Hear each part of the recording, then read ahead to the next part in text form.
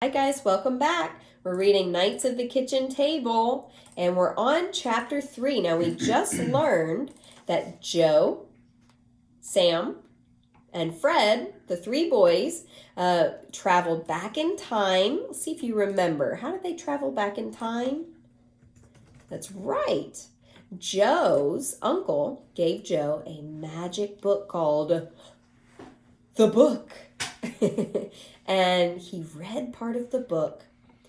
Fred mentioned it would be cool to see medieval knights and go back in time. And all of a sudden, the boys saw a pale green wisping mist coming around, and boom, they had traveled back in time with the help of the magic book. So now they're on chapter 3. We're going to find out if they're going to defeat the Black Knight or not. What's your prediction? Good prediction. Chapter 3. The Black Knight thundered toward us. His lance pointed directly at us. Lance is like a sword. Wait, I've got it, said Fred, and he grabbed our arms and pulled us together. You guys stay close. On the count of 3, Joe, you and Sam jump to the left, and I'll jump to the right. 1.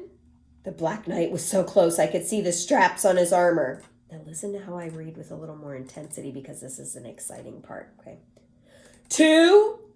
I could see the buckles on his straps. 3. We jumped. The Black Knight clanked by like a runaway train. Strike 1, said Sam. Fred jumped back on the path. He stuck his thumbs in his ears and wiggled his fingers. Can you do that? Now, what's that called when you do that to somebody? Kind of taunting them, right? Look at him.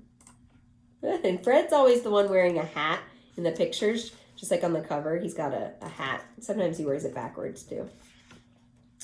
Fred put his ears in his fingers, shook his hands around, and shouted, "Nya, nya, nya, you missed us. Nya, nya, nya, nya, nya, nya." Fred, are you nuts? What are you doing? I yelled. Let's get out of here before he turns that horse around. That's just what we want, said Fred. He's too heavy and slow to hit us. We'll wear him out. And then he yelled back to the Black Knight.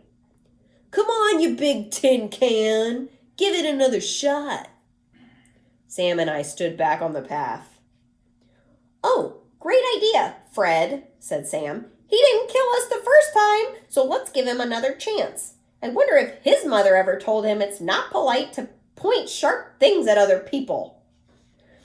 Stand as men, you cursed knaves, roared the Black Knight. He seemed even more unhappy than he was before. Yeah, said Fred. Come and get us, Tin Man. The Black Knight yelled back, Prepare to die, fair-mouthed enchanters.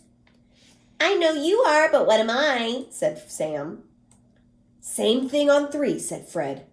1, the Black Knight trotted toward us.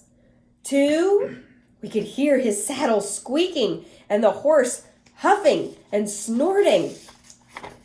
3, we jumped. The lance whistled right through nothing but air. Strike 2, said Sam. 1 more. Ought to just about do it, said Fred, picking up his hefty stick. And then he yelled, Your mother was a sardine can.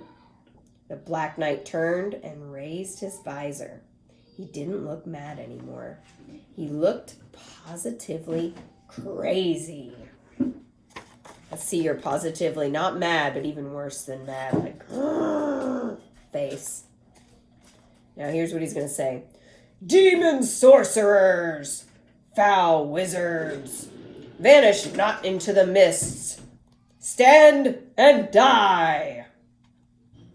I really wish he would stop using those words, said Sam. The Black Knight kicked his horse into a trot. 1, he aimed his lance at us once more. 2, his horse stumbled and wheezed. 3, we jumped. The horse clumped slowly past us. The Black Knight waved his lance weakly over our heads. Fred jumped up, swung his stick with all his might, and whacked the back of the Black Knight's helmet. Boom!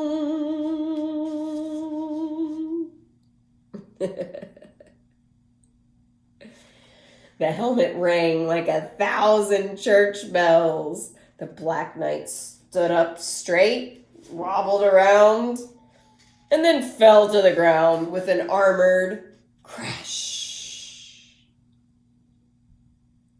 What did it look like Fred was hitting? It looks like he's playing baseball or something, huh? With that swing. His horse stopped and lowered its head, sweating mightily and still gasping for air, but looking pretty relieved about dropping its heavyweight passenger. Going, gone, that one's out of here, said Sam.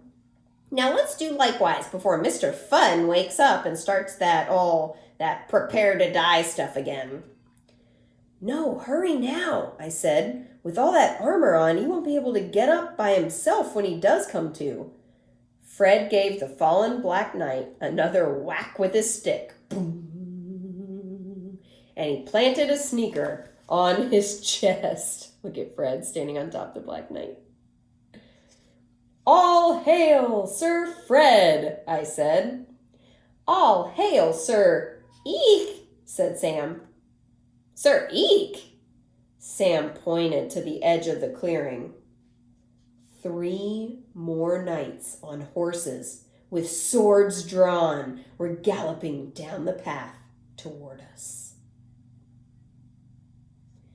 And that's the end of chapter 3. So could you tell that the boys defeated the Black Knight? Yeah, they did that whole jump out of the way thing when he came close, and Black Knight was so big and heavy with all that armor on that he couldn't move fast to try to poke the boys when they jumped out of the way. So they defeated the Black Knight, but of course, as any good writer does, right before the end of the chapter, there's a new challenge that we have to see if they can overcome. So now there's 3 more knights coming. What do you think they're going to do? You maybe just run away, maybe stand and fight, maybe try a spell. All right, well, we'll have to see in chapter 4, next part.